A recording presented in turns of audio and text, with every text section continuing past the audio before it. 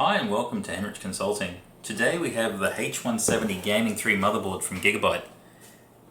This is an 1151 socket motherboard that supports the latest Skylake processors and dual channel DDR4 memory up to 2133 MHz. Inside the box you have the motherboard, two somewhat transparent SATA cables, one right and one straight, and underneath we have a G1 gaming sticker, a nice backplate, a frisbee, a door hanger, some manuals and bits of paper, and a Gigabyte G connector, which is used to make installing those front panel connectors just that little bit easier. Looking at the motherboard itself, you'll notice it has a fairly standard layout of rear I/O with 4 USB 3 ports, 2 USB 2 ports designed for USB audio devices, 1 PS2 port, HDMI 1.4, DVI-D, VGA and killer E2200 Ethernet, as well as the normal array of audio ports powered by the Realtek HD audio chip located on the separate PCB layer in order to reduce interference.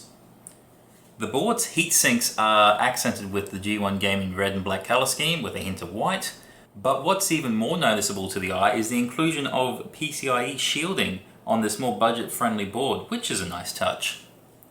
Speaking of which, the board has two PCIe X16 slots supporting AMD Crossfire, two AMD one-time slots, and two PCI slots down the bottom. For storage, you'll find the two M.2 connectors, which support both SATA and PCIe NVMe based SSDs, 6 SATA ports, as well as 2 SATA Express connectors. Fan layout is what I consider reasonable, with 5 headers spaced evenly around the board, 1 near the I/O, 2 for the CPU, 1 on the right side, and 1 down the bottom. This will suit most cases just nicely, but might be a limiting factor for some users without using fan splitters.